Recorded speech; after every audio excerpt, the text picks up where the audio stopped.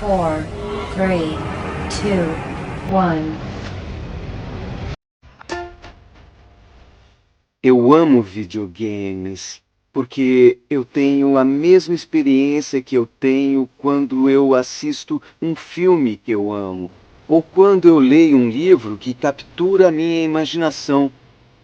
Mas eu sou participante ativo em vez de um observador passivo. Videogames têm um papel bem interessante a desempenhar no futuro da nossa espécie, e estamos começando a descobrir isso só agora.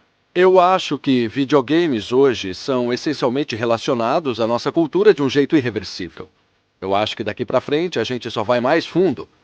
Acho que videogames têm mais e mais a ver com tudo que a gente faz, até que viram partes de nossa vida de um jeito que nem percebemos. Toda mídia é relevante para seu tempo. Por exemplo, discos e fitas cassetes desapareceram da existência, mas música não desapareceu. Ela foi digitalizada. O mesmo se aplica a filmes e livros. Evoluem de uma forma para outra. Para os videogames, a evolução é a mesma. Vão mudar e evoluir, mas sempre serão parte da nossa cultura global. Daqui a 100 ou 200 anos, videogames ainda vão existir. De acordo com a Associação de Softwares de Entretenimento, um gamer típico joga videogames há uma média de 12 anos. Gamers adultos jogam há cerca de 14 anos. Os homens jogam em média há 16 anos, enquanto as mulheres jogam há 12.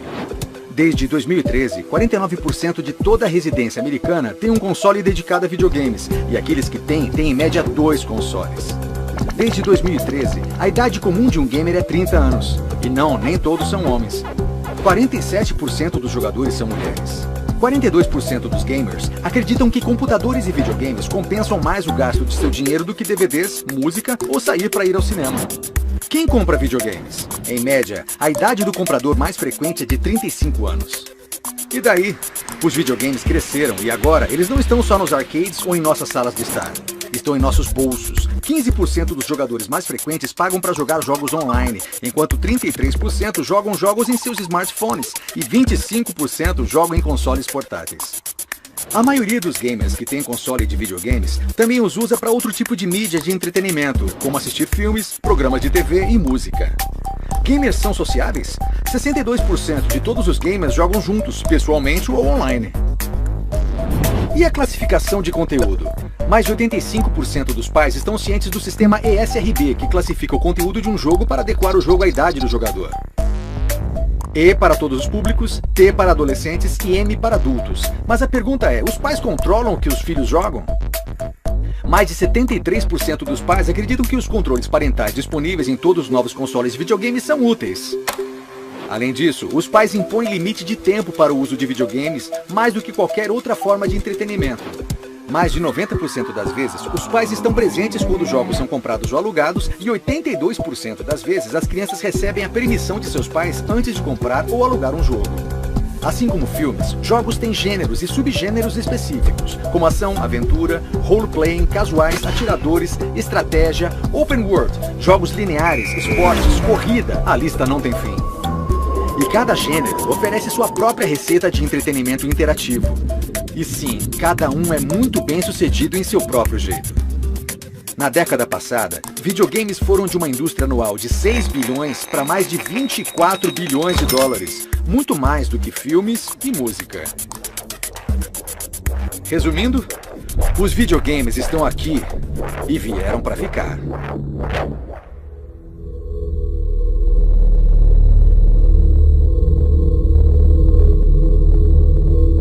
Um pequeno grupo de espíritos determinados, inflados por uma fé inquebrável em sua missão, pode alterar o curso da história. Mahatma Gandhi.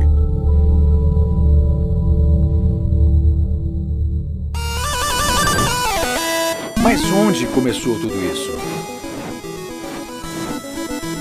A resposta é, bem, meio complicada. Esse é o debate da década. Quem é o pai dos videogames? E você sempre pode dizer que foi Nolan Bushnell, porque ele fundou a Atari. O pai dos videogames tem que ser Nolan Bushnell. Tem que ser Nolan Bushnell. Eu diria Bushnell. Nolan Bushnell.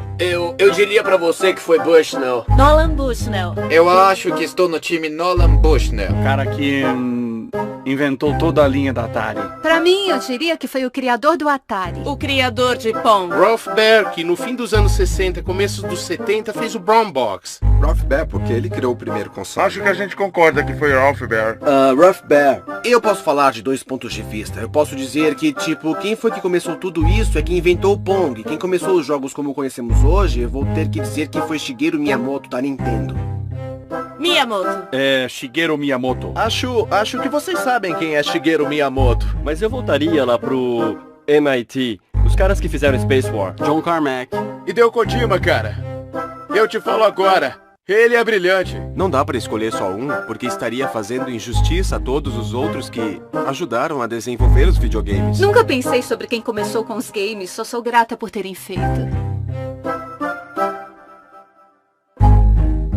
Alguns dizem que começou aqui, em uma pequena sala no Instituto de Tecnologia de Massachusetts, em 1962, no PDP-1, o primeiro computador a utilizar um display visual. Steve Russell, que eu considero o sujeito que mais me inspirou, fez um jogo bem interessante chamado Space War pro PDP-1. E eu joguei isso na faculdade. Enquanto trabalhava num parque de diversões, senti que se trouxesse o Space War para o arcade, ganharia muito dinheiro. Foi um jogo especialmente desenvolvido para demonstrar a capacidade do PDP-1 da Corporação de Equipamento Digital em 1962. Um grupo de estudantes e empregados da MIT queria criar um jogo que destacasse as capacidades dessa nova máquina. Em particular, um aspecto interessava a todos eles, e era uma tela de visualização. Antes disso, a maioria dos computadores tinha saídas de fita de papel ou algo assim. Mas esse tinha uma tela real nele. Eu voltaria até Steve Russell, porque foi ele que fez o primeiro game jogável. O produto do Russell era tão divertido de jogar que infectou todos os PDP-1 no mundo inteiro e tiveram que chamar um pessoal para tirar o jogo porque estava gastando muito tempo no computador. Outros dizem que jogos eletrônicos começaram bem antes, ou que videogames foram um subproduto da tecnologia da Guerra Fria. Como sempre, a verdade está em algum lugar no meio. Apesar de muitas indústrias e inovadores terem se unido para preparar caminho para a possibilidade do primeiro videogame,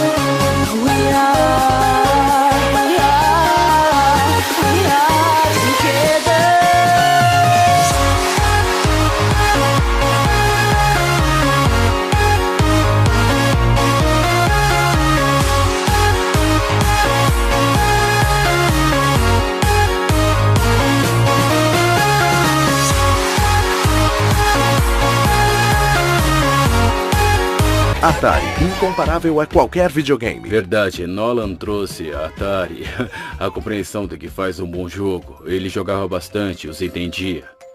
Quando começamos este negócio, achamos que os games mais bem-sucedidos eram bem simples de aprender, mas impossíveis de dominar. Pong foi meio que um acidente. Foi um que considerávamos muito simples. Mas aí foi incrementado, e tudo foi feito por Al Alcorn. Ele fez umas mudanças no Pong que o deixou simplesmente incrível, e o transformou num jogo divertidíssimo. Uma das falhas no design no Pong original era que a raquete não subia até o topo da tela até o fim. Eu ia consertar, mas acabei não fazendo isso. E percebi que essa falha evitaria e não permitiria que dois bons jogadores jogassem para sempre e não teria fim. A invenção da frase videogame se refere a RGB, ou tela em vermelho, verde e azul, ou um aparelho de exibição de vídeo. Vejamos o Pac-Man, por exemplo, o original. Essa é uma imagem bitmap do Pac-Man. Quando aumentada, pixels individuais aparecem como quadrados. Aumentando ainda mais, eles podem ser analisados com suas cores construídas pela configuração de valores para vermelho, verde e azul. Um bitmap corresponde a bit, a uma imagem exibida na tela. Um bitmap é tecnicamente caracterizado pela largura e altura da imagem em pixels, e pelo número de bits por pixel, ou a profundidade de cor que determina o número de cores que o pixel e, por fim, a imagem pode representar. Quanto mais bits, melhor a aparência. Mais bits, no entanto, exigia mais memória, que era escassa nos primeiros dias dos games. Isso resultou em jogos com aparência quadrada e simples. Mas isso não impediu que designers e gamers mergulhassem de cabeça nessa mídia nova e surpreendente.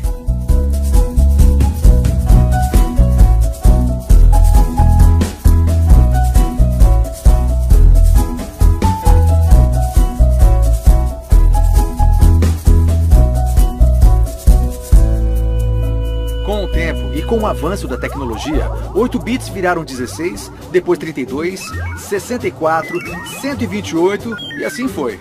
Com cada salto geracional nos gráficos e da chamada fidelidade de imagem, a profundidade da história e imersão nos jogos parecia crescer também. As limitações tecnológicas dirigiram a forma da arte e vice-versa. Os jogos evoluíam lentamente e os que estavam por dentro cresciam com a própria forma de arte que estavam criando. Era a máquina da Magnavox, acho que se chamava Odyssey. E pra te mostrar como as coisas eram diferentes, ela praticamente só permitia que você jogasse Pong. Aquele console não tinha gráficos de verdade, eram só quadrados de luz na tela da TV. Então tinha máscaras Mylar que você grudava na tela. Então você colava, digamos, uma casa assombrada, e aí de repente a bola branca do Pong virava um fantasma, andando pela casa. Então você tinha que meio que usar a imaginação e aquelas máscaras para entender a história que tentava contar. Magnavox apresenta Odyssey, o jogo eletrônico do futuro. Odyssey se encaixa facilmente em TV de qualquer marca em preto e branco ou a cores, para criar um playground eletrônico de circuito fechado. Odyssey proporciona toda a ação do hóquei e outros 11 jogos emocionantes para toda a família jogar e aprender.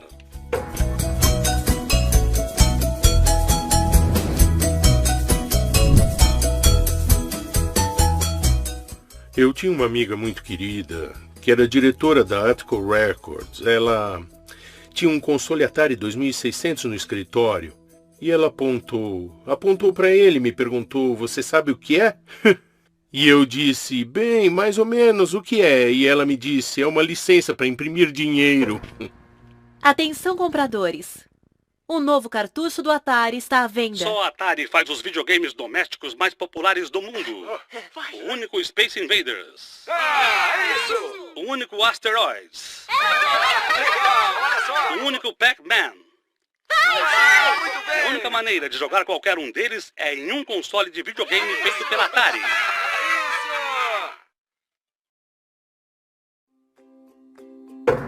O primeiro jogo que eu me lembro de ter jogado foi o Space Invaders no Atari 2600. Eu tinha uns 6 anos. E eu tava na casa do meu amigo e eu fiquei estarrecido porque era possível manipular uma imagem na televisão. O primeiro console que eu lembro ter jogado foi o Atari 2600. A gente jogava de tudo. Jogamos Donkey Kong, lógico, beisebol.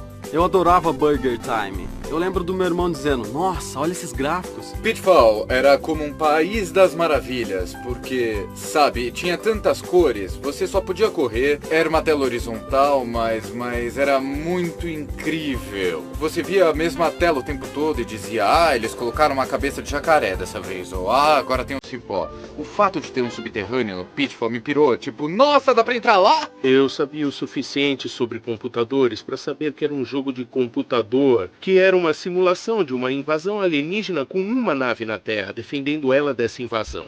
E para mim era, sabe, quase como estar lá. Mesmo com aqueles gráficos rudimentares, foi a primeira vez que eu tive controle sobre algo que estava na televisão ou algo em uma tela.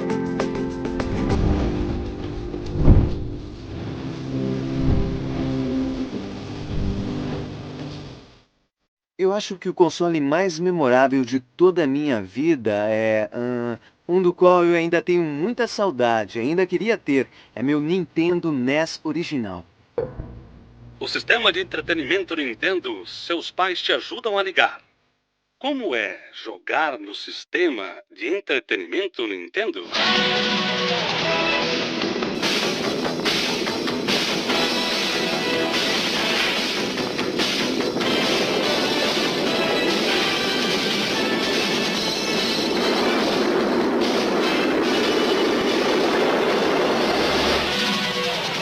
você joga com os maiores sucessos de arcade, está jogando com o poder.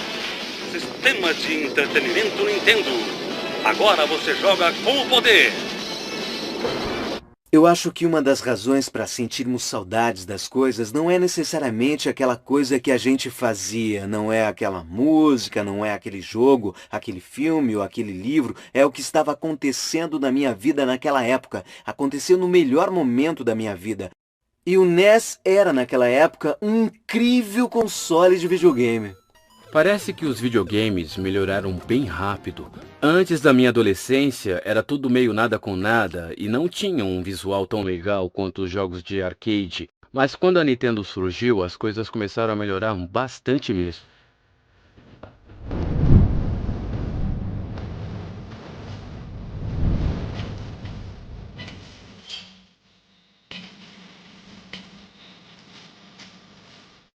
Eu tive a sorte de ser exposto primeiro à Nintendo como consumidor.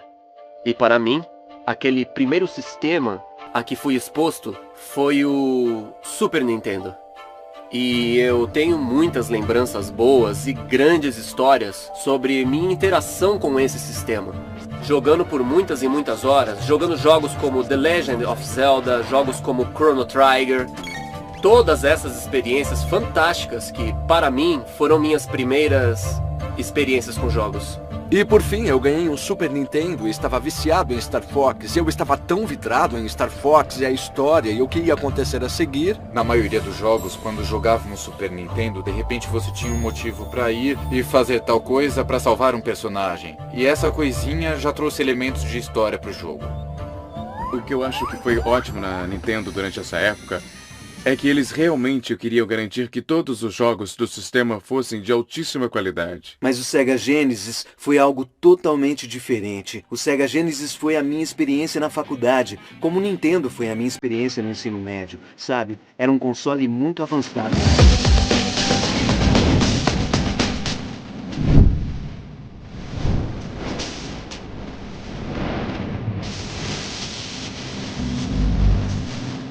Eu acho que o próximo console que eu comprei foi um PS1. Eu pensei, tá legal, esses jogos estão ficando ridículos, então eu comprei um PlayStation 1.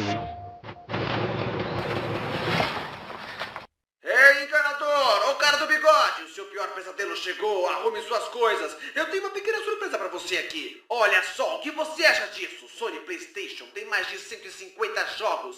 NHL Face Off 97, Jet Moto, Double Number 1, Destruction Derby 2, Crash Bandicoot e a lista é gigante. Eu vou te dar uma amostra grátis. Você não pode parar, vovó. Não pode! Vai, garota! Viva no seu mundo, jogue no nosso. Vou ter que pedir que se retire. Tá me machucando. De repente, você tinha uma quantidade incrível de dados num disco que também tocava música e tudo mais. Para mim, foi um portal para os jogos modernos de hoje. Quando Tomb Raider entrou em cena em 96, levou as pessoas para um mundo do qual elas nunca haviam participado antes. O mundo 3D. Era um mundo imersivo numa época em que não existiam muitos jogos assim. E eu acho que ao longo dos anos isso cresceu, as pessoas se apegaram a isso. Quando falo com os desenvolvedores e com os fãs ao redor do mundo, eles sempre se lembram de suas primeiras experiências com Tomb Raider. Foi algo muito especial.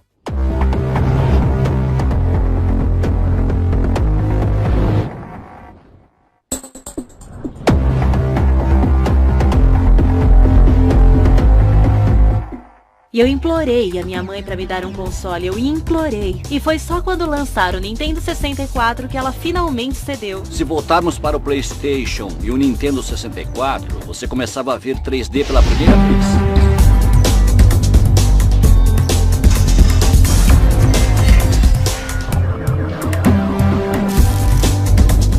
O que aquilo permitiu que a visão do Sr. Miyamoto fizesse foi dizer: agora eu tenho a capacidade de manipular polígonos em tempo real, num frame rate rápido bastante. Então, em vez de apenas ir para frente e para trás, agora eu posso correr em círculos ou me mover para dentro ou para fora da tela. Aquilo deu uma nova dimensão à jogabilidade. E o controle foi, na verdade, concebido como um joystick analógico, para poder controlar esses movimentos. Deu uma dimensão completamente nova àquilo que os jogadores estavam acostumados. Por um bom tempo, tinha sido aquele plano em 2D, planos horizontais em 2D. Mas conforme evoluiu para 3D, começamos a ver as pessoas brincando. Sabe, que tipo de mecanismos a gente pode criar agora? Com que coisas a gente pode brincar? Que mundo novo é esse dessa nova dimensão? E sabe, foi duro no começo. Sem dúvida havia bons exemplos, mas era difícil. Foi difícil dar aos jogadores esse novo nível de liberdade ao qual eles não estavam acostumados. Então começaram a fazer consoles maiores e melhores, e você podia fazer ambientes mais 3D com um frame rate melhor e mais qualidade sonora. E aí você podia colocar mais polígonos nos gráficos de modo que os personagens ficassem mais realistas.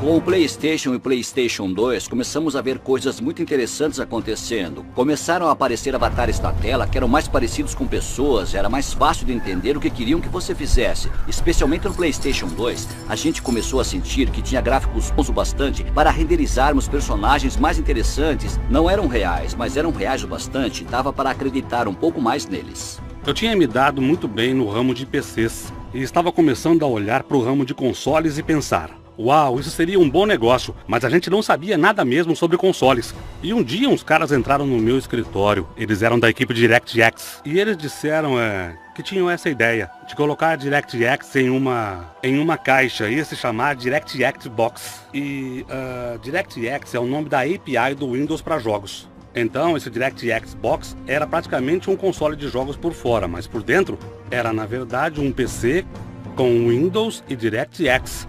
Esse era o plano original.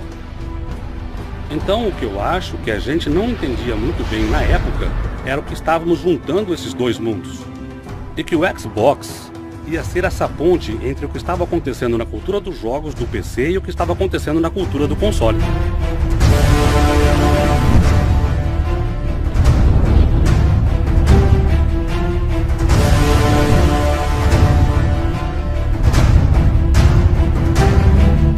E então, quando chegamos ao PlayStation 3, a gente disse: ok, essa coisa vai nos dar energia o bastante para voltar a revisitar a ideia de contar uma história baseada nos personagens. A gente pode fazer de um jeito que ninguém fez antes. A primeira vez que eu peguei um controle de Wii era um pedaço de madeira com umas peças eletrônicas coladas nele e tinha uma demonstração de um jogo de tênis. E quando eu peguei e comecei a jogar, eu pensei, vai ser um sucesso. Foi a primeira coisa que me veio, foi muito divertido.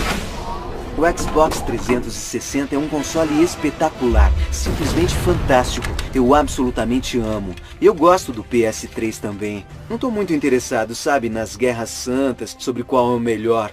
Eu diria que isso é briguinha de fã, como eu gosto da Nintendo, eu gosto da Sega, eu gosto da Sony, sabe? Eu acho que isso acontece mesmo, porque quando eu era criança eu tinha um Genesis e Super Nintendo, sabe? Eu teria um Nintendo e um Sega Master System se eu pudesse comprá-los, mas eu era criança e não tinha dinheiro para comprar tanta coisa. Então você começa a defender o que você tem, e eu acho que é aí que começa, sabe? Xbox, não, PlayStation. Eu até hoje fico acordado até as 4 da manhã jogando o mais recente Xbox 360 que saiu ontem, ou seja lá o...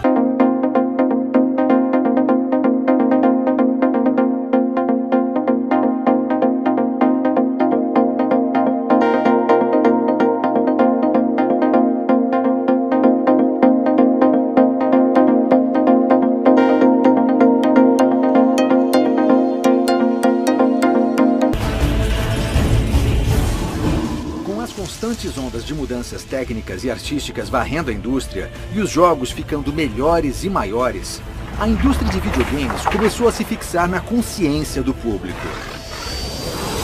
Muitos passaram a argumentar que os jogos são uma forma de arte, tanto quanto qualquer coisa. O problema é que arte é um termo subjetivo. Sabe, o que é arte para uma pessoa é lixo para outra pessoa. E é aí que você volta para a semântica da palavra arte, que é problemática. Independente de ser um filme, ou um livro, ou uma pintura, ou um jogo de computador. Ela provoca uma resposta. Isso faz você pensar sobre o mundo ou olhar para o mundo de um jeito um pouco diferente. Eu sempre acreditei que os jogos são com toda certeza uma forma de arte. Como o Phil Fish disse, é a junção de todas as formas de arte e expressão que a humanidade já teve que fazem um jogo. Você olha pro pessoal que constrói um videogame e aí você vê um compositor de música, você vê um escritor, você vê um artista que faz os esboços, vê um artista técnico, você vê designers de níveis que criam espaços como arquitetos. São uma espécie de vingadores do talento, se você parar pra pensar, entendeu? Em nenhum lugar isso é mais evidente do que nos videogames. Você vê artistas que criam mundos tridimensionais maravilhosos. E a tecnologia que permite aos jogadores entrar nesses mundos e que eles sejam os mais reais possíveis é o melhor exemplo da arte e da ciência trabalhando em conjunto. A melhor descrição de arte que eu já ouvi foi de um professor meu quando eu estava no curso de artes plásticas, a de que a arte é a criação de alguém que deliberadamente provoca uma resposta do público. O consumidor, na verdade, é um protagonista da arte. É quase como ser parte de um grande experimento sobre arte viva. Tem muita logística básica, tipo, você aperta X e isso acontece, ou aperta Up e aquilo acontece, mas se os jogos fossem só isso, não estaríamos jogando mais, sabe? Teríamos perdido o interesse há muito tempo. Surpreendentemente, a tecnologia de jogos modernos ainda é baseada no mesmo conceito fundamental dos primeiros jogos, combinando novas camadas de ciência e arte para alcançar níveis mais elevados de inovação e de expressão.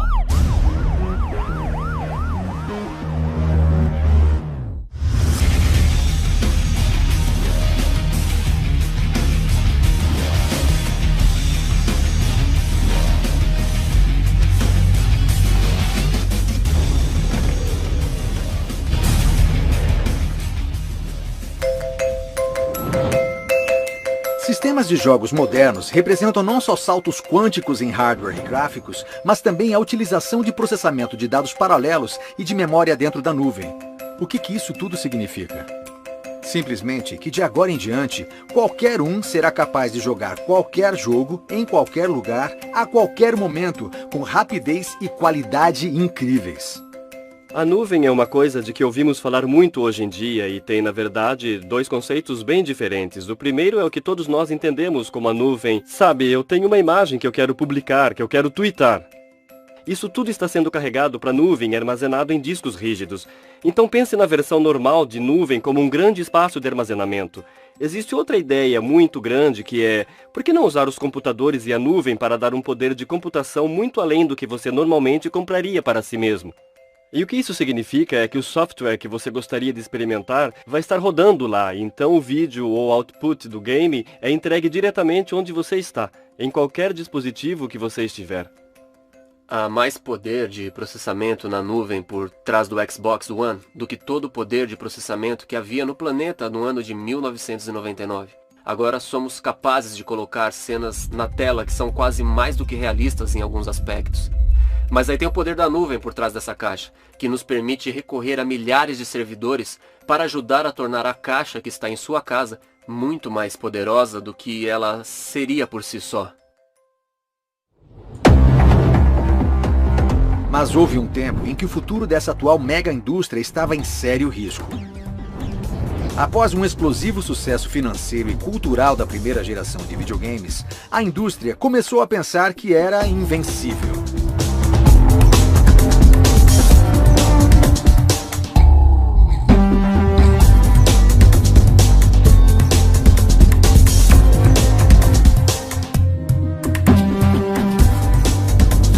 Quando todas essas empresas viram que tinham um mercado para videogames, elas simplesmente inundaram o mercado com muitos jogos. Havia algumas empresas que realmente queriam mostrar que tinham jogos excepcionais, mas depois, para cada jogo incrível, havia 100 jogos muito ruins. O que aconteceu é que haviam criado grandes expectativas de que no próximo Natal seria ainda melhor do que o anterior. E os consumidores tinham enjoado, estavam cansados de comprar sempre a mesma coisa, com uma experiência pobre de entretenimento. O pessoal começou a produzir jogos num ritmo bem acelerado. E a qualidade caiu substancialmente, até o ponto em que alguns jogos eram tão ruins que inúmeros deles acabaram sendo jogados em aterros. Com dezenas de novos desenvolvedores surgindo da noite para o dia e os capitalistas de risco despejando dinheiro no que parecia ser um produto garantido, era só uma questão de tempo. O mercado estava ficando saturado e em 1983, seu destino acabou sendo selado. A Atari fez um acordo com a Universal Studios para criar uma adaptação de videogame do popular filme E.T., o Extraterrestre.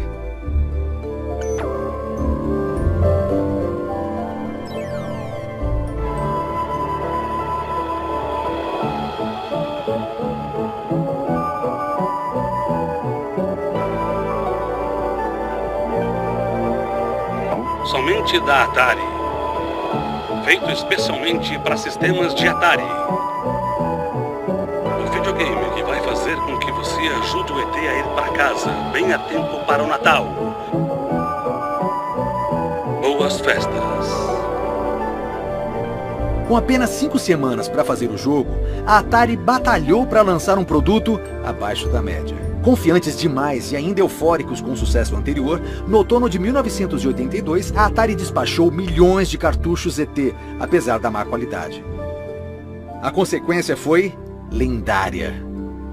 Causou um efeito cascata em toda a indústria de jogos, e no verão de 1983, a confiança dos consumidores nos videogames chegou ao nível mais baixo, e a Atari, junto com várias outras empresas de videogame ascendentes, afundou como o Titanic.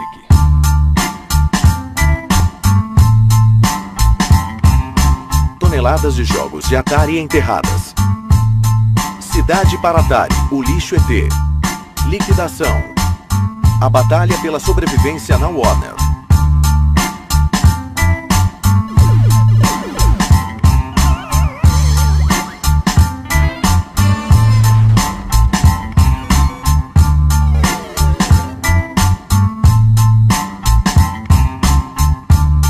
Loja à venda. Desconto de 20% em todos os cartuchos em Intellivision.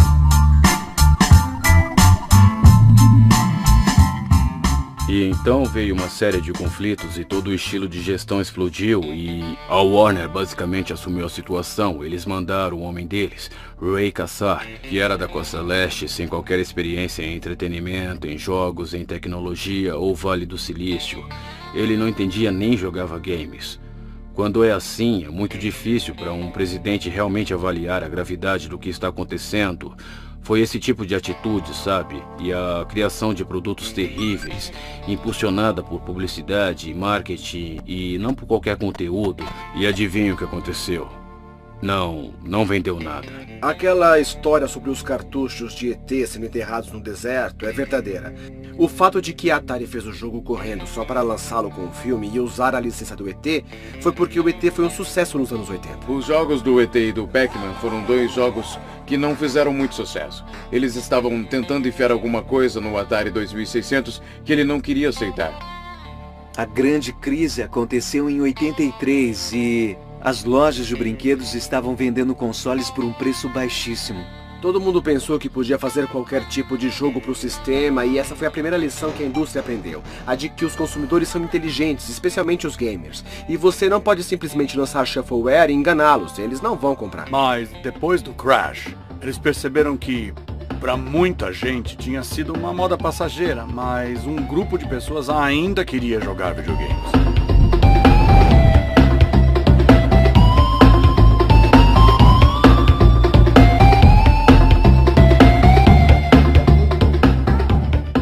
Por alguns anos após a crise, muita gente pensou que os videogames americanos seriam despachados para a seção modismos populares das enciclopédias do século XXI e esquecidos. Aí entra a Nintendo, uma empresa de brinquedos japonesa que entendeu que a popularidade de jogos clássicos como Pac-Man, Donkey Kong e Pitfall provavam que as pessoas gostavam de jogar com um personagem e não apenas uma nave espacial ou um bloco de pixels sem nome. Mesmo com a crueza dos primeiros gráficos de 8 bits, o conceito de imersão e de ser um personagem ainda era muito atraente para o público. E mal sabia o mundo que seu personagem favorito de videogame estava prestes a aparecer.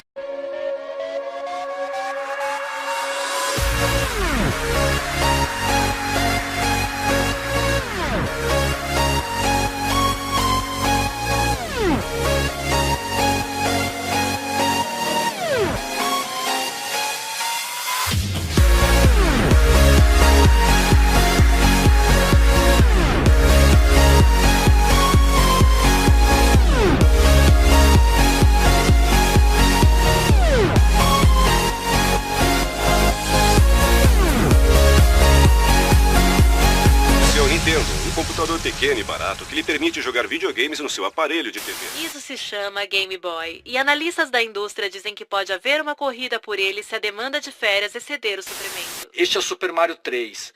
Foi um jogo muito esperado. Super Mario, é claro, foi muito popular. O Super Mario 2 foi extremamente popular e agora o Super Mario 3 está sendo lançado. É o brinquedo mais vendido no país há 3 anos consecutivos. 20 milhões dessas coisas agora habitam salas americanas. Habitar é a palavra. Por causa da crise, nenhum varejista queria tocar num, entre aspas, console de videogame. E então nos esforçamos para chegar a algo diferente. Não era apenas um sistema de jogos, tinha outros recursos nele. E finalmente inventamos o Rob, o amigo robótico, e a arma Zapper e 2 cartuchos. E vendemos como um sistema de entretenimento. Mesmo assim, era difícil convencer os varejistas a comprá-los, mas foi bem o bastante. E durante essa primeira fase, Super Mario saiu e vendeu como louco. Foi um título extremamente bem sucedido. Eu acho que Nintendo Entertainment System foi um grande marco, porque antes dele aparecer, havia um enorme ponto de interrogação sobre a popularidade dos videogames. Houve a grande crise do videogame, e a Nintendo nos mostrou como podíamos trazê-los de volta e torná-los populares de novo. Eu lembro de ter visto Super Mario Bros. Pela primeira vez e de ter perdido a cabeça. Foi tipo, uau, tem um arcade na minha casa, essa é a coisa mais legal do mundo. Mario Bros. Foi bom e Zelda foi ótimo, então eu passei várias horas como jogador naqueles primeiros jogos da Nintendo.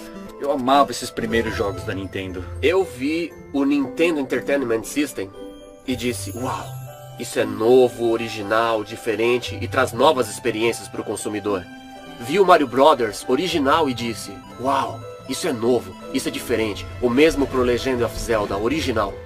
Então, depois da crise dos videogames, eu desencanei deles por um tempo e simplesmente os ignorei. E aí um dia, eu fui à casa de um vizinho, um garoto da minha rua. E ele tinha aquela caixa cinza com o Rob, o robô, e uma arma Zapper. A gente jogou caça ao pato, e depois colocou o Super Mario, e aí eu pensei, tá bom, isso aqui é outra conversa. E eu lembro da primeira vez que eu pulei e acertei um bloco que estava ali, e eu não sabia que estava ali. Um dos blocos secretos com uma vida extra dentro. Minha cabeça simplesmente explodiu, porque agora havia segredo dentro dos jogos. Com o renascimento da indústria americana de videogames, um novo tipo de gamers nascia. O apetite por simples jogos de labirinto estava acabando. Os gamers queriam mais. Virar um personagem, viver uma história virtual e ser absorvido por algo de outro mundo não só era tecnicamente possível agora, mas expectativas por experiências mais profundas e mais imersivas estava crescendo. Conforme o ramo de games evoluiu, começaram a fazer jogos maiores e mais complicados, exigindo manuais de 30 páginas e 80 horas de jogo pra encarar. Ninguém nunca ligou muito para os personagens de Gauntlet, sabe? Gauntlet era simplesmente um jogo viciante. Mas agora, não só gastamos mais dinheiro com jogos, mas os vemos como mídia de entretenimento e queremos participar da história, queremos fazer parte daquele mundo.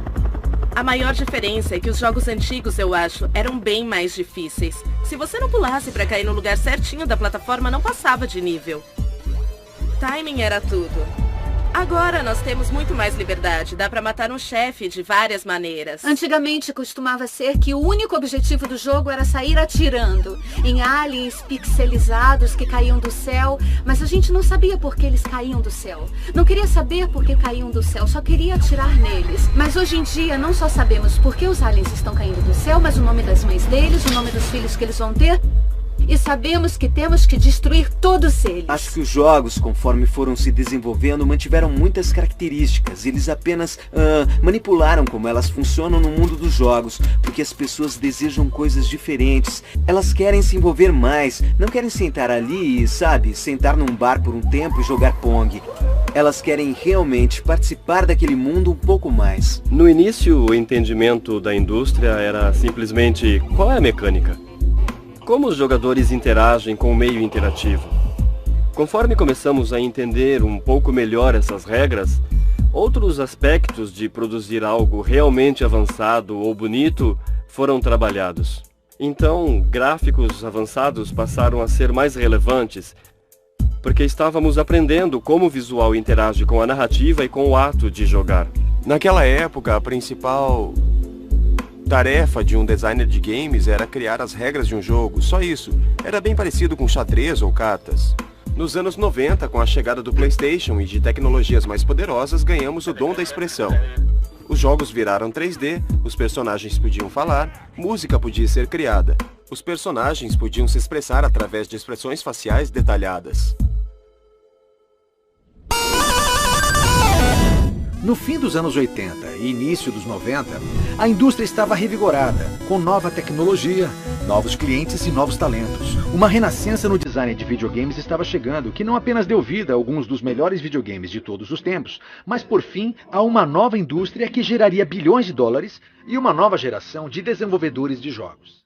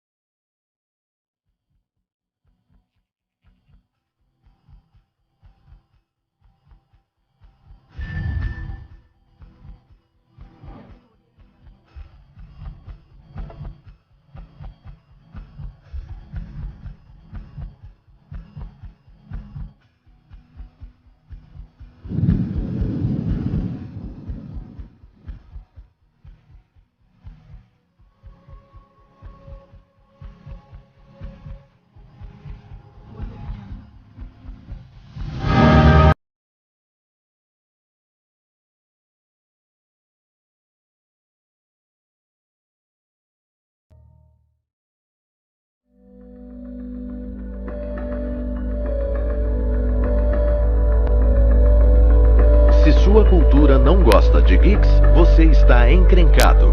Bill Gates.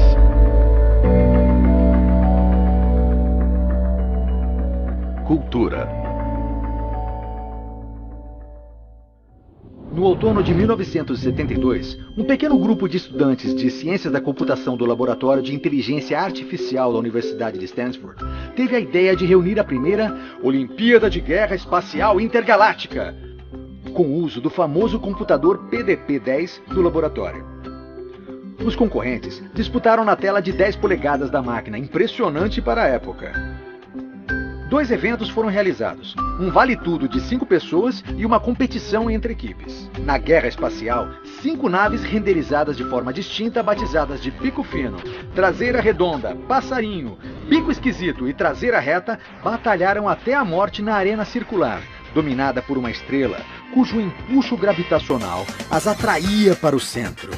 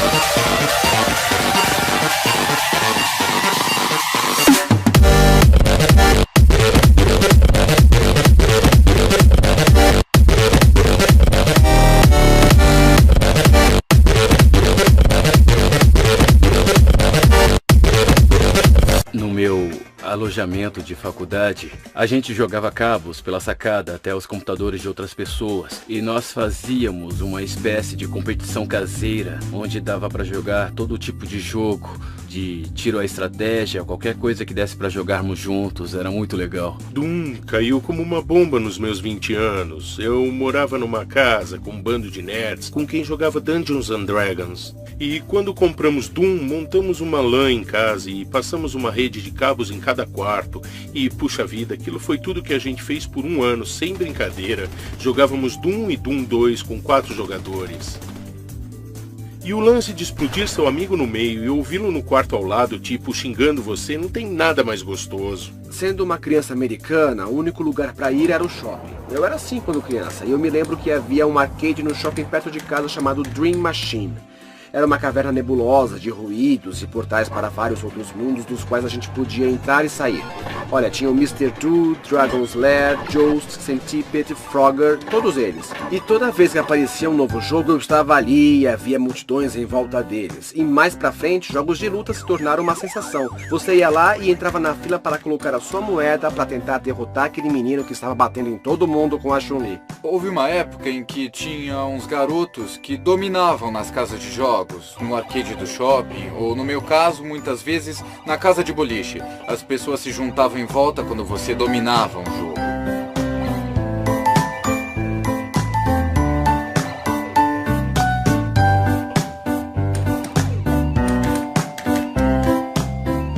Nascia uma sociedade global. Uma sociedade que agora não apenas joga e se conecta online, mas que também já produziu amizades duradouras, prósperas comunidades e até casamentos. E essa comunidade não existe apenas pelo entretenimento. Gamers não são apenas um dos grupos mais ativos e conectados, eles estão entre os mais leais. De alguma forma, amizades formadas dentro de uma experiência de jogo criam um laço que não se desfaz facilmente.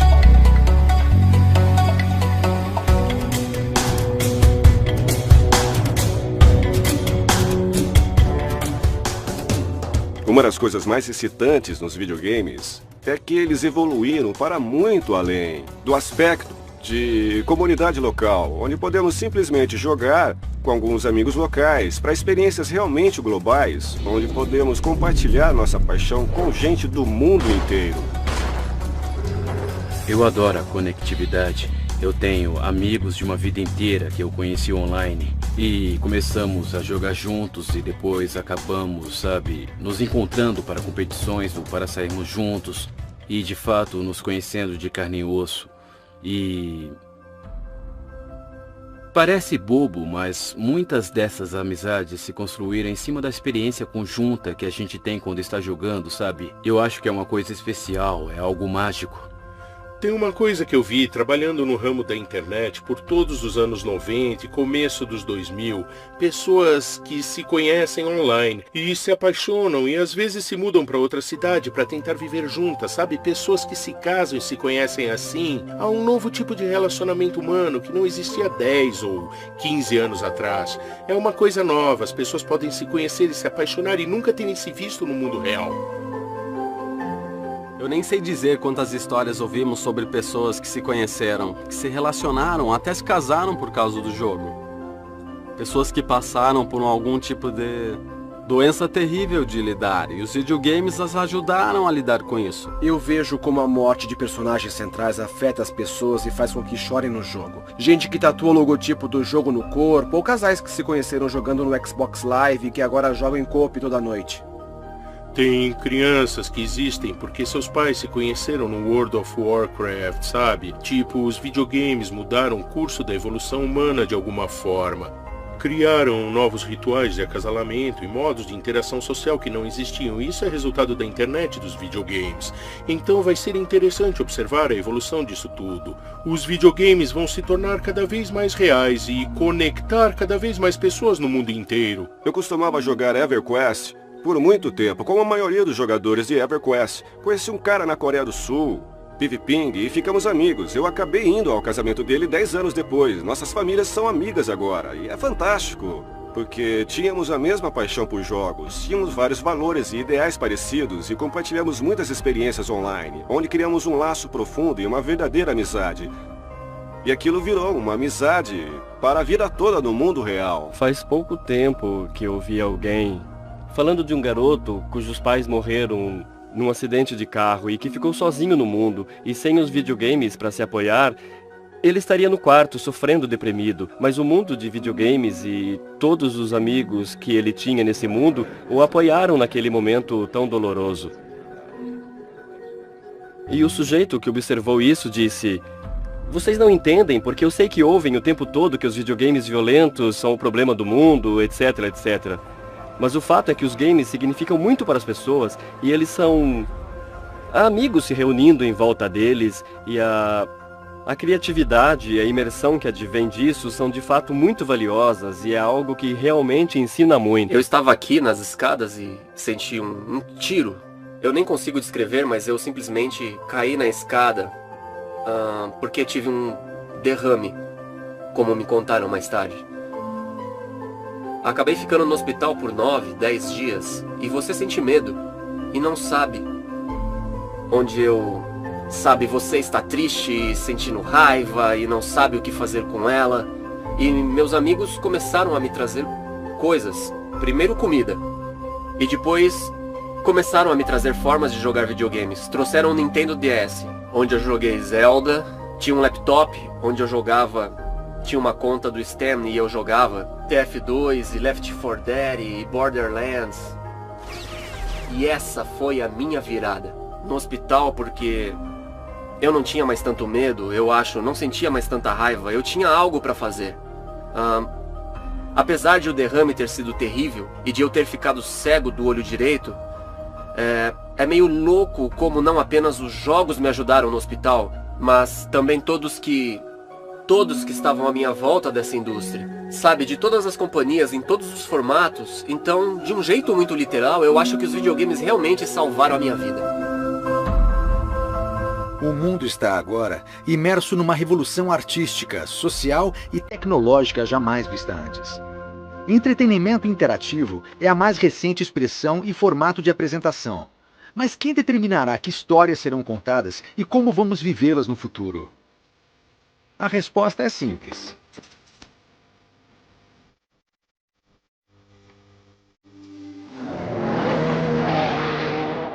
As crianças têm uma capacidade ilimitada para curiosidade, imaginação e criatividade. E não têm medo de falhar.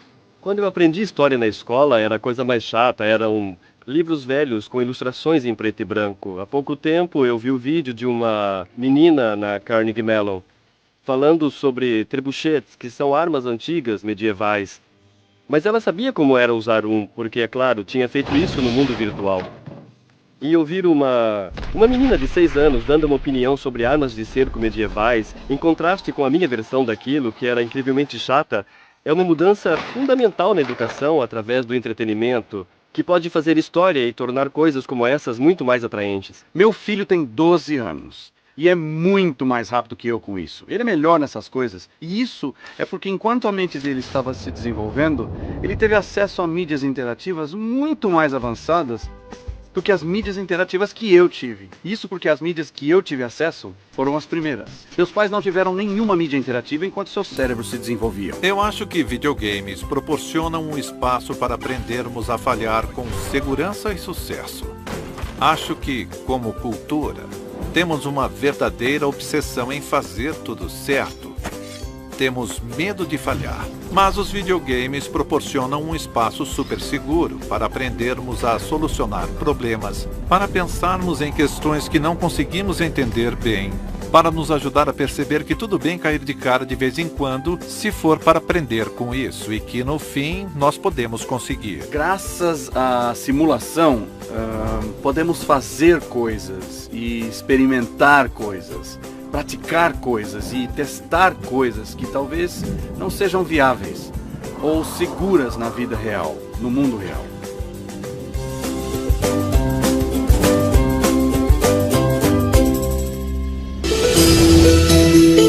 Apesar da grande aceitação dos videogames nos anos 80 e no início dos anos 90, no fim dos anos 90, o termo gamer ainda parecia ser primo próximo de geek ou nerd. Se você fosse um gamer sério e dedicado, era considerado parte de uma estranha subcultura. Mas os ventos da mudança estavam soprando, e essa percepção logo mudaria. Ser um gamer, logo, estaria na moda.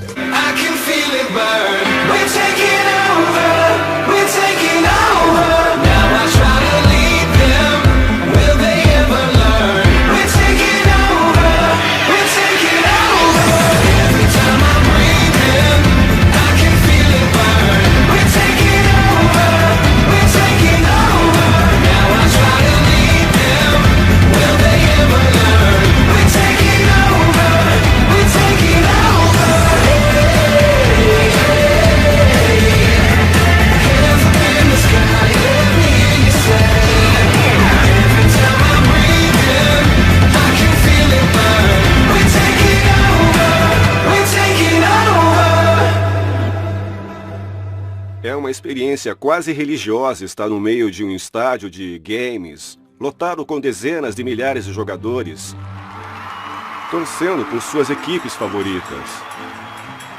É incrível de se ver, porque é fácil duvidar que esse tipo de paixão se manifesta no ambiente físico e que as pessoas pagam centenas de dólares, viajam muitos quilômetros para vir a esses eventos, para ver gente jogar videogames. E elas fazem isso e adoram. Eu sempre fiquei meio frustrado com a ideia de nerdice dos videogames e coisas assim. A minha carreira é fazer videogames que parecem sucessos de bilheteria e não, sabe, games de segunda linha. E ter a coragem de me colocar diante de uma câmera, vestir uma camiseta limpa e mudar essa percepção também, esclarecer sobre games de uma forma geral e também esclarecer sobre a carreira. Então, ao longo da minha carreira de mais de 20 anos no ramo, sempre esperei que existissem garotos por aí que vissem um jogador de futebol ou um astronauta e pensassem, isso é legal, mas talvez videogames, talvez seja isso que eu queira fazer de verdade. E tem muita gente que me manda mensagem de texto ou e-mail e estão infelizes porque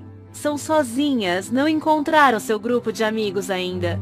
E eu acho que essa é a minha missão, conectar pessoas, deixá-las felizes e dar amigos a elas. Porque eu nunca tive isso quando criança, eu nunca tive meu grupo nerd. Eu acho que foi assim que as comunidades começaram, simplesmente por conseguirmos achar pessoas com os mesmos interesses. Quando você é criança, só pode jogar com o seu vizinho, mas agora somos adultos e temos condições de procurar e de nos conectar com mais gente. É claramente uma cultura onde todos se divertem, todo mundo tem um sorriso no rosto. Eles estão vivendo a vida de uma forma muito poderosa. O pensamento de que, computadores são pra geeks e videogames são pra geeks, isso morreu. Está morto. Quem não tem Facebook hoje? Angry Birds. As pessoas quase não pensam nele como um videogame. As pessoas não pensam, fica meio indistinto o que é videogame e o que não é. O Facebook não é um videogame? Eu acho que até é. Porque é interativo como um videogame e dá pra se fazer coisas nele. O mundo está muito diferente agora. E eu acho que é porque nós, que crescemos isolados, menosprezados e tratados como se fôssemos radioativos pela cultura predominante, criamos nossa própria cultura e conquistamos as coisas que amamos. Conquistamos os videogames, conquistamos a tecnologia, conquistamos a engenharia e construímos nosso próprio mundo com essas coisas. E esse mundo é tão incrível que a cultura predominante, que zombava de nós quando éramos crianças por amarmos essa cultura fantástica, não pode negá-lo, nem evitar de ser seduzida por ele.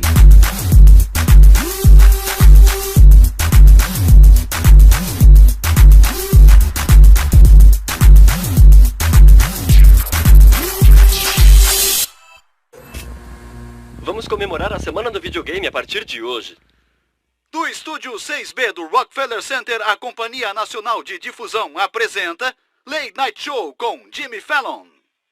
Vem cá, olha como é bonito. Bom, é o console de videogames mais poderoso já feito. Queríamos 10 vezes a performance de qualquer outro. 10 vezes? Sério? 10 vezes. Achei que não dava pra fazer nada melhor que o PS3, mas parece que dá. 10 vezes. Ok, vamos jogar isso juntos. Então este é o Super Mario 3D World. Eu tô louco pra jogar.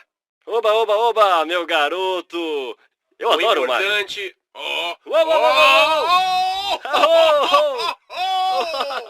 Fiquei suando com esse videogame. Senhoras e senhores, eis um ator profissional lendo a fala "Sou eu, Mario", de um jeito muito dramático. Sou eu. Mario. Oi, aqui é o Conan O'Brien. Mais uma vez, eu não sei nada sobre videogames. E foi por isso que resolvi comentá-los. Dê uma volta com ela. Ai, meu Deus. Eu nunca lambi um controle antes.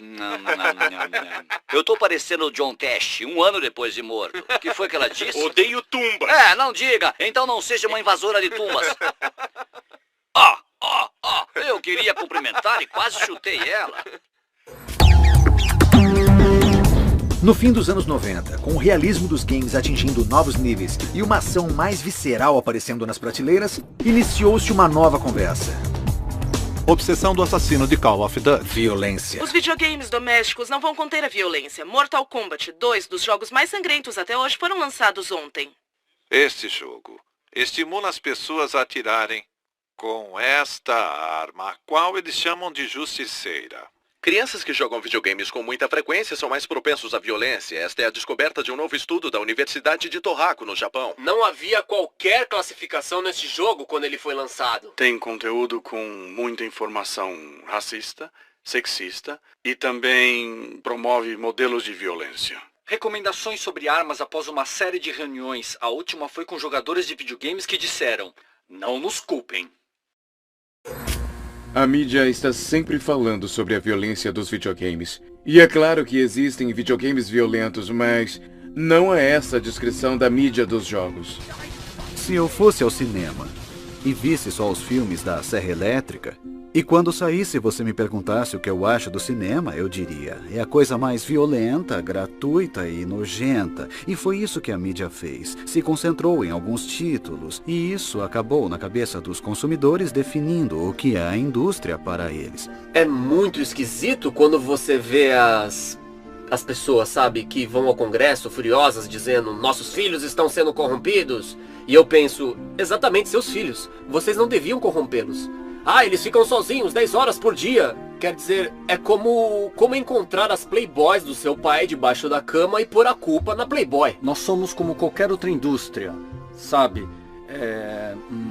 Temos um sistema de classificação e existe algo para todo mundo aqui. Nós estabelecemos medidas, o sistema ESRB. É nosso parâmetro, temos o cuidado de fazer nossos jogos segundo a classificação, e isso é verificado constantemente. O que eu acho interessante é que, nos jogos, temos um sistema de classificação ainda melhor do que o cinema. Mas ainda existe esse equívoco generalizado de que todos os jogos são como o grande Tiff Alto. As pessoas gostam de estabelecer ligações causais e dizer que videogames causam violência. É o mesmo que dizer: bom, vamos ver, há mais crimes durante o verão, e no verão vende-se mais sorvete, portanto o sorvete causa criminalidade. Bom, não é assim que funciona uma pesquisa científica legítima. A violência faz parte da natureza humana e, até onde eu sei, Caim não espancou Abel com um Game Boy. Gengis Khan não tinha uma live account do Xbox. E, sabe, Hitler não jogava Crash Bandicoot.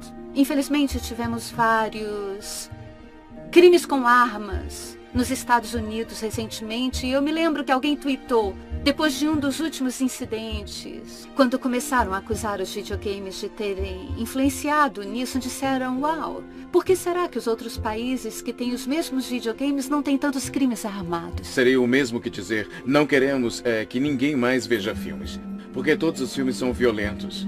Mas ninguém diz isso, porque todos entendem o cinema como uma mídia. Não acredito que videogames sejam simuladores de assassinato. Para falar a verdade, as estatísticas provam que isso é exatamente o contrário do que dizem. Nós sobrevivemos a muita coisa como gamers por muito tempo. Nós sobrevivemos ao Congresso, nós sobrevivemos aos pais inoportunos, nós sobrevivemos à histeria religiosa. Você percebe que tem mais a ver com imaginação e invenção, com a conexão com outro mundo, e que não tem todas essas coisas feias que as pessoas atribuem a eles. Acho que é um problema que vai desaparecer naturalmente e que temos apenas que defender a indústria, até que essa evolução ocorra.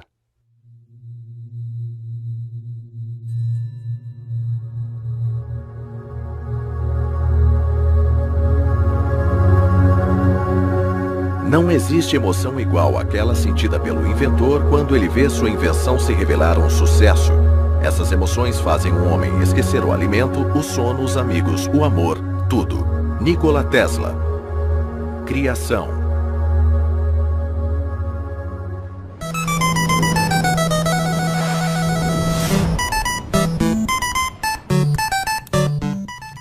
A fogueira. Todos nós já estivemos ali, num acampamento ou simplesmente ouvindo alguém contar uma boa história. Como humanos, sempre tivemos a capacidade e o desejo de suspender nossa descrença. Se ao menos por alguns minutos ao dia quisermos escapar das preocupações e deixar para lá, para ficarmos imersos em algo externo a nós. Nós temos a oportunidade de contar histórias, de dar ao consumidor a oportunidade de se perder em um mundo pelo tempo que ele quiser. temos as realidades da vida todos os dias, seja a economia ou a sobrevivência ou arranjar emprego e ganhar dinheiro, mas nós temos uma mídia na qual podemos nos perder. A vida diária nem sempre é tão emocionante. E se no fim do dia você pode ligar um tablet, um PC, um console e simplesmente escapar para outro mundo, eu acho uma coisa maravilhosa, que permite que você literalmente viva um sonho. A narrativa hoje nos jogos é tão boa quanto nos filmes, é tão boa quanto ler um bom livro. Com a ressurreição e a renascença da indústria no fim dos anos 90 e começo dos 2000, os games iniciaram mais um passo evolucionário: a história.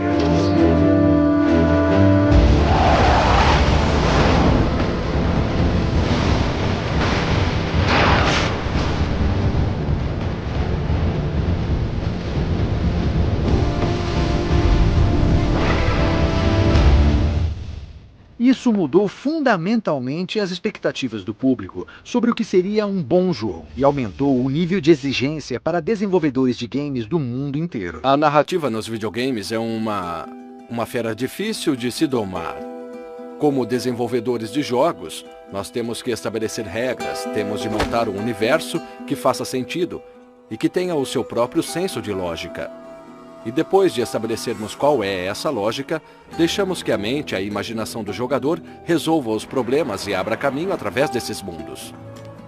Acho que uma das coisas que aprendemos na última década foram meios de contar histórias sem cortes de cena, sem interromper a interatividade, fazer com que a história seja algo que se origine na própria jogada. Videogames são experiências estimulantes, enquanto o cinema e televisão são experiências relaxantes. Você participa de cada momento do jogo. Um amigo meu comparou os games a romances, porque se você para de ler o livro, o romance não continua, e videogames são bem parecidos com isso também. Contar uma história nos videogames pode ser muito mais difícil, porque você tem que imaginar as ações do jogador, enquanto num filme você decide o que os dois personagens dizem, escreve aquilo e é aquilo que eles dizem. A narrativa nos videogames é um problema interessante hoje, porque não entendemos completamente. A indústria do cinema existe há mais ou menos 100 anos, e tem uma boa ideia de como contar uma história nesse tipo de mídia visual. E a indústria dos jogos ainda não tem todas essas regras. Ler um livro ou assistir a um filme é completamente passivo. Você deixa que o narrador lhe passe sua visão de mundo ou aquilo que ele quer transmitir. E você ouve e ela vai se revelando aos poucos. Você não afeta. Nos games, a jornada é a recompensa, mais do que o final ou o resultado. Essa é a nossa rotina. Dia e noite. Tudo o que fazemos é sobreviver. Nunca tem fim.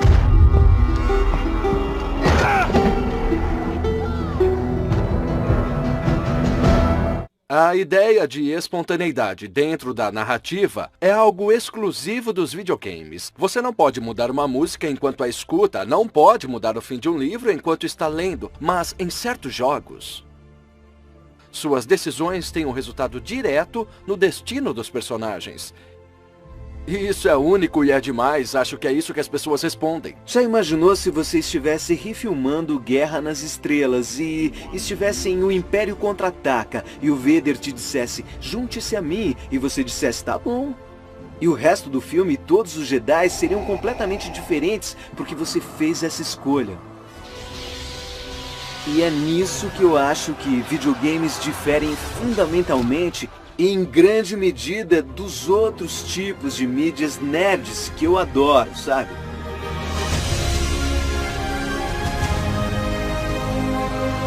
Quem vive, quem morre. Eu entendi. Nós temos que escolher. Atenção! Lá vai ele!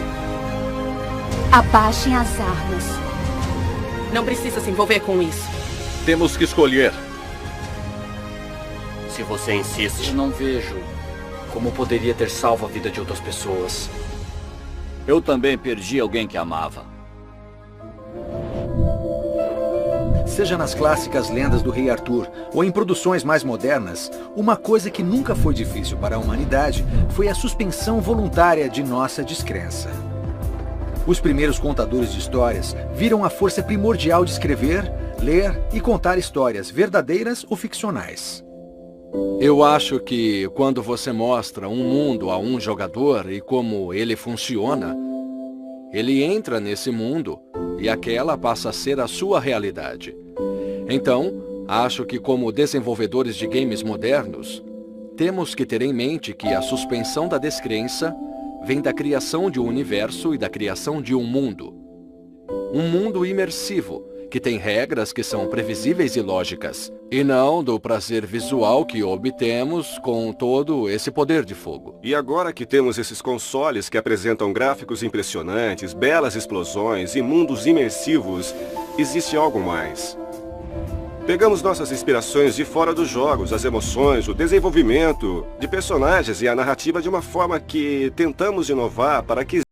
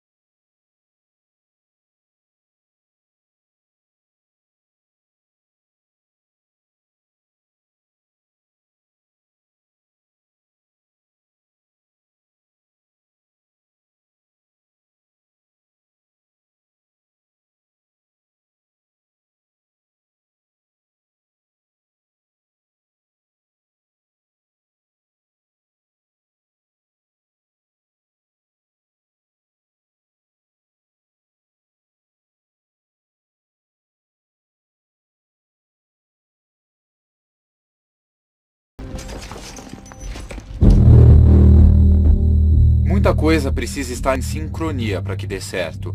Tem a arte, tem a história, tem a música, tem os cenários, tem o timing, tem os dubladores, tem a interpretação. E nos videogames existe, acima de tudo, a necessidade de ser uma experiência envolvente para o usuário também. Então eu acho que o videogame é a coisa mais difícil de fazer.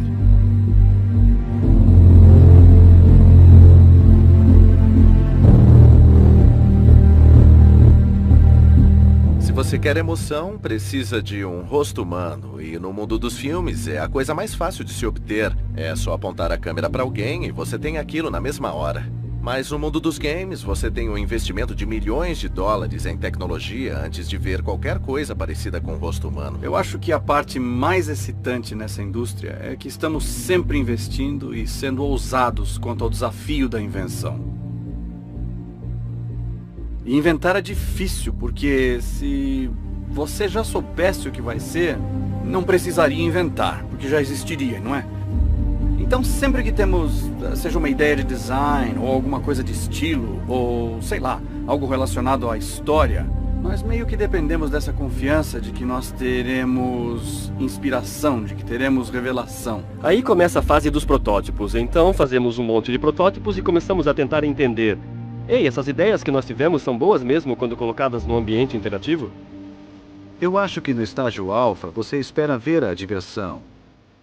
É um momento delicado, como os anos estranhos da adolescência, em que pode ser uma experiência incrível, pode dar tudo muito certo e todos estão entusiasmados. Porque existe algo ali com o que brincar, do começo ao fim.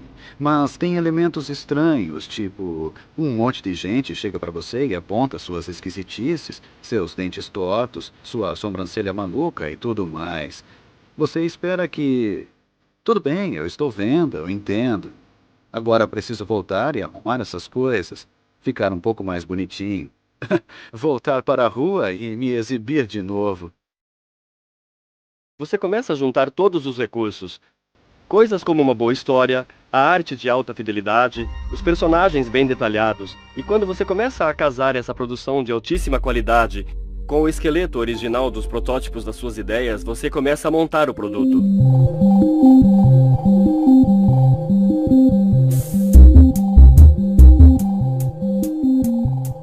E aí, o trabalho de sair de alfa para beta é, em linhas gerais, uma lista de coisas que precisamos checar e ver se estão funcionando direito. Não mexemos tanto quanto no estágio alfa, mas elas estão na nossa cabeça nesse momento, quando começamos a polir o jogo, a fazer ajustes de jogabilidade, tentando aprimorar, vendo o que funciona bem. E talvez obtendo mais recursos e tempo para desenvolver e separar as coisas que não estão funcionando tão bem. Uma das grandes revoluções que tivemos nos anos 90 é que começamos a trazer pessoas para jogar nossos games e para vê-las jogar. Só isso. Mas transformou nossa forma de fazer jogos. Até então, nós praticamente fazíamos o jogo para nós mesmos, então se a gente achasse divertido, estava bom. A gente tinha que fazer um jogo e depois meio que fazer isso. Será que estava bom? Tínhamos um controle de qualidade, mas eram funcionários pagos, então nunca sabíamos se era o melhor feedback. Mas agora temos o teste beta e a oportunidade de falar com os fãs. E se você usar isso direito, é muito poderoso. Então você entrega o que você considera a versão final para as first parties, as de consoles pelo menos. Com os PCs ainda é meio velho oeste. Existem muitas consequências se você não conseguir qualidade ou tiver muitos bugs num produto para PC. Então você entrega para Microsoft, Sony e Nintendo. E espera. É uma espera de 10 dias e é sempre o período mais angustiante de pensar, será que isso vai dar certo? Então, recebemos aquele telefonema ou e-mail, talvez 10 dias depois, e aí, ei, está bom. E aí começamos a comemorar. Ou vocês têm tais problemas críticos e tais problemas menores e precisam corrigir todos esses problemas e reenviar. E aí, é aí que vai para as ruas, as pessoas adoram ou odeiam. Na maioria das vezes os dois. Sempre existe os dois extremos, por melhor que seja o jogo. E você tem que aguentar as pancadas, deixar que as pessoas deem sua opinião. É difícil até de acreditar como as coisas mudaram. Títulos com 1000 anos de trabalho humano de programação, design e arte. É assombroso. É 1000 vezes o trabalho de fazer um filme. É de dar medo. Eu não sei por que faço isso. A evolução das grandes histórias nos videogames não poderia ter vindo em melhor momento. É como se a tecnologia estivesse pronta para a ocasião exatamente na hora certa. Da virada do século até agora, os games nunca foram tão bons de se ver, de sentir ou de jogar. E aí entra a próxima geração.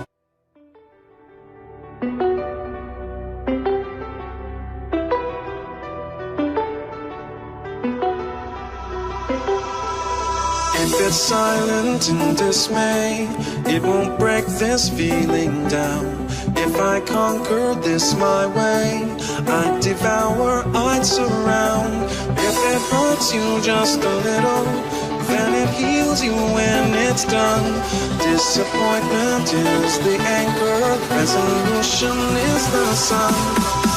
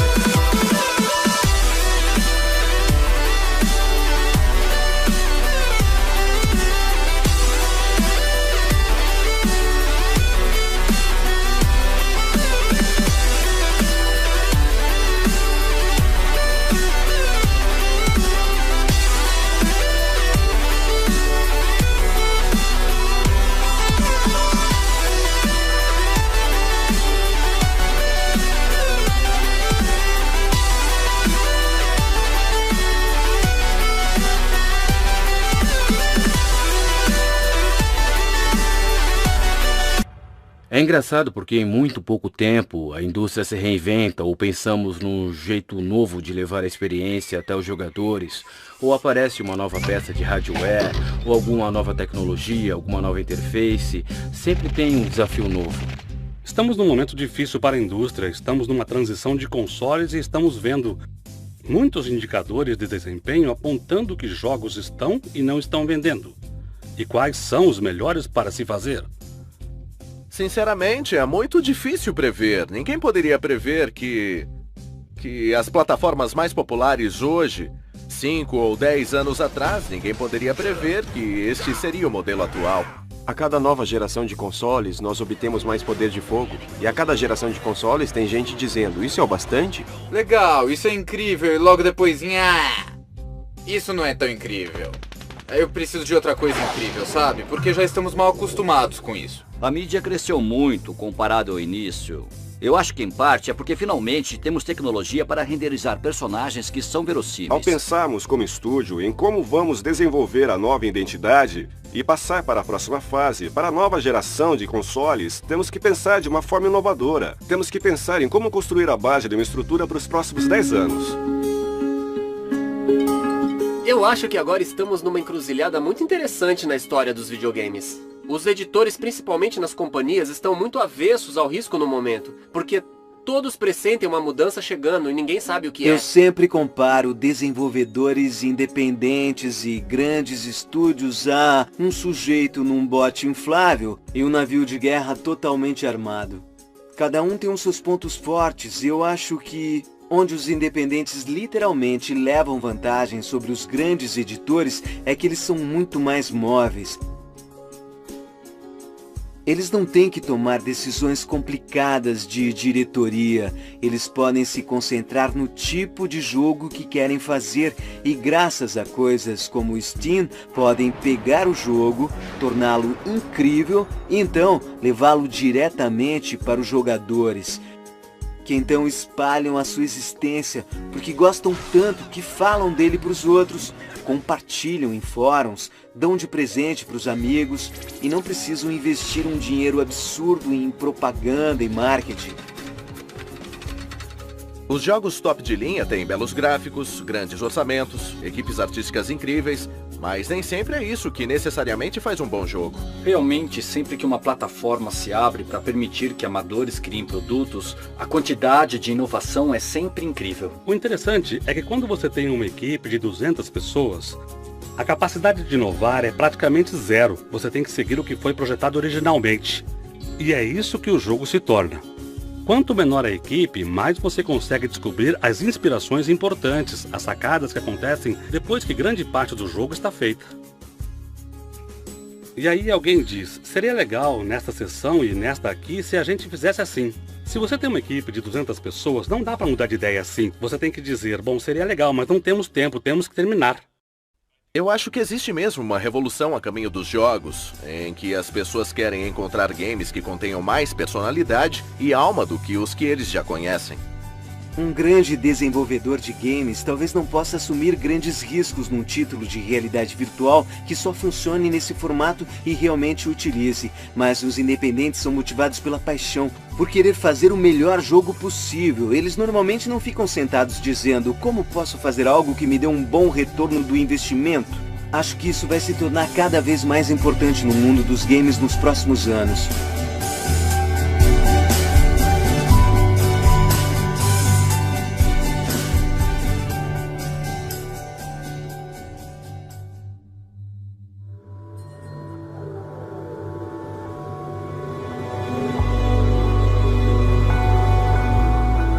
Mudar é a lei da vida. Aqueles que olham só para o passado ou para o presente, certamente não veem o futuro. John Kennedy. Futuro.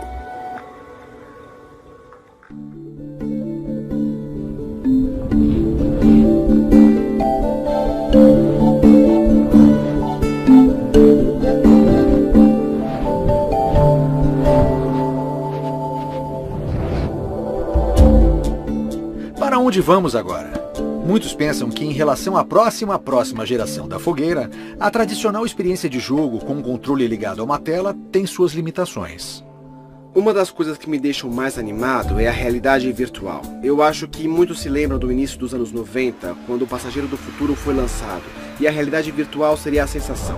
E nunca aconteceu porque os headsets eram muito desajeitados, os gráficos eram ruins. Bom, graças aos avanços da tecnologia, dos smartphones, das telas, a realidade virtual vai voltar com tudo. Eu não estava pensando em fazer um headset de realidade virtual. Eu queria comprar um que fosse legal, então experimentei comprar todos os tipos de capacetes e nenhum deles era o que eu queria para jogar videogames de uma forma imersiva. Aí eu disse, droga, parece que eu vou ter que inventar um para fazer isso. E acabei descobrindo que que a tecnologia havia avançado muito nos últimos anos e que aquilo era algo finalmente possível de se fazer. Como você anda no mundo virtual? Como se movimenta fisicamente de um jeito natural, em vez de ficar sentado usando o mouse e um teclado? É por isso que desenvolvemos o Omni. É uma interface que permite andar e se movimentar livre e naturalmente no seu jogo favorito. Se parar pra pensar, eu espero que a gente nunca acabe com um jogo onde eu possa me sentar no sofá e apertar os botões por um tempo.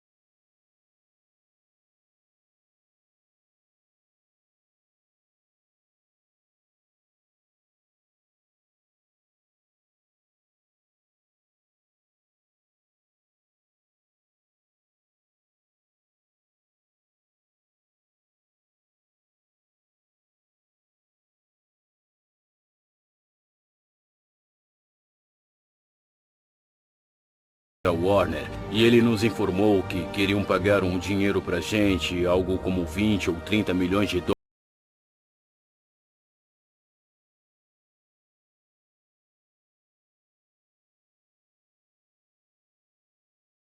Como filmes interativos, que se parecessem com filmes interativos, e nós chegamos lá.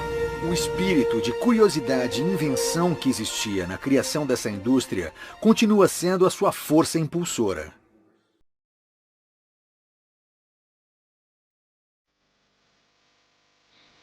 Os desenvolvedores de jogos de hoje continuam dando ao público novas interpretações de histórias clássicas. O que começou como um único pixel, agora redefiniu o modo de contar histórias para o século XXI e além. O futuro dos games está intrinsecamente ligado ao futuro da tecnologia, de várias maneiras. É muito difícil saber, para além de alguns anos, aonde a tecnologia vai chegar. Nós temos um ritmo de invenção mais rápido do que qualquer outra mídia anterior. Eu acho que os videogames nos próximos 30 ou 40 anos vão ser incríveis, onde você não vai distinguir a fantasia da realidade e vai poder viver o sonho que sempre quis viver. Existe muita gente inteligente ficando mais inteligente graças a tudo isso. O videogame está lentamente se transformando no holodeck, porque esse é o objetivo, que ele se pareça o máximo possível com a vida real. Não daria para o mundo inteiro ser digitalizado e se transformar num lugar mais seguro, mais fácil e melhor? Posso sentir que estamos chegando lá. E chegando rápido. O que são as características inexplicáveis que tornam a vida real importante? Eu acho que é isso que os videogames vão começar a questionar nos próximos 20 anos. O tamanho e o escopo da indústria moderna dos videogames podem estar muito além das maiores expectativas dos homens que a começaram. Mas os games continuarão a ser criados como sempre foram, se alimentando da história, da cultura, da imaginação e da tecnologia, para oferecer histórias e experiências que encantarão e desafiarão as gerações futuras, seja qual for a forma que eles assumirem. Acho que é por isso que tantos nerds jogam videogame, porque é difícil pra gente, a gente não se encaixa muito bem. Mas no videogame, a gente sempre se encaixa, sempre. Apesar de fazer jogos todos os dias, apesar de jogar games incompletos durante anos antes de ficarem perfeitos e de chegarem às prateleiras, e de haver tantos problemas envolvidos nisso, eu ainda consigo me transportar, voltar a ser aquele garotinho enrolado num cobertor, acordado até muito tarde diante de uma televisão, obcecado. E quero muito proporcionar isso para outro garoto de 8 anos e fazer com que ele sinta a mesma coisa daqui a 30 anos. É o mesmo motivo pelo qual garotos brincam de mocinho e bandido quando crianças, ou pelo qual você viu Guerra nas Estrelas, é querer estar lá, é a realização de uma fantasia. E é poder realizar uma fantasia em um mundo completamente interativo, que você pode explorar e se perder neles. Era como conseguir que meu jogo encante o maior número de pessoas possível. E está voltando a ser. essa coisa fundamental que fazemos na indústria de games, que é encantar pessoas, entreter pessoas. Eu costumava dizer às pessoas, um dia todo mundo vai ser um gamer. Porque isso era uma coisa que eu aspirava. Agora eu nem posso mais usar essa fala. Pois todo mundo diz, todo mundo é. Tem uma coisa que não esperávamos, uma suposição que existe até certo ponto na indústria de filmes, de que você faz um filme que vai arquivá-lo e assisti-lo somente décadas mais tarde. Na indústria de games não pensei que seria o caso. E ao ver que ainda tem gente que ama esses jogos antigos, significa que eles ainda sobreviverão por décadas de uma forma ou de outra. Muita gente tem sonhos. Costumo dizer que qualquer um que tenha tomado banho já teve uma boa ideia. São as pessoas que se enxugam e vão tomar providências que fazem a diferença. Eu acho que o mundo é interessante demais para divagarmos sobre o passado. Eu me orgulho da minha participação nessa indústria. Mas o que acho realmente notável é como podemos pegar tudo o que aprendemos e levar isso ainda mais longe.